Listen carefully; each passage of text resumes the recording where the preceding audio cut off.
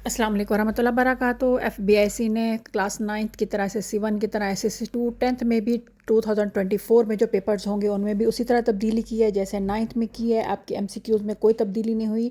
ये वो पेपर्स हैं जो फेडरल बोर्ड ने अपने मॉडल पेपर भेजे थे, उन्हीं में तब्दीली करके दोबारा अपलोड कर दी हैं अपनी वेबसाइट पे। अब वहाँ जाके भी आप इसको कंफर्म कर सकते हैं।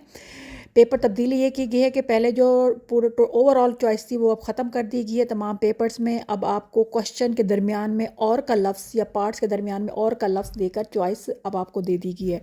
अब थोड़ी सी मुश्किल ये हो गई है कि अब आप अपनी मर्ज़ी से कोई चैप्टर छोड़ नहीं सकते। ये कोई सवाल छोड़ नहीं सकते, क्योंकि हो सकता है जो चीज़ आपने छोड़ी हो वो उसमें चॉइस ही ना हो।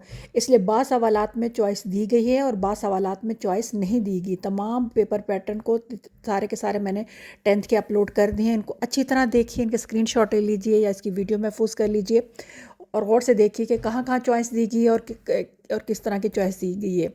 इस तरह आपको तमाम समझ आ जाएगा। ठीक है, एमसीक्यूज़ में चॉइस नहीं है लेकिन बाकी पूरे पेपर में आपको चॉइस कर दी गई। और एक और अहम बात, क्लास 9 की तरह क्लास 10th में भी पाक स्टडीज़ के जो पार्ट्स थे उनमें भी तब्दीली काफ़ी हद तक की गई है। पहले पूरे के पूरे पार्ट्स में अगर 3 नंबर का शॉर्ट है तो पूरे 3 नंबर का या 4 नंबर का लिखना होता था, अब उनमें भी हिस्से बना दिए गए।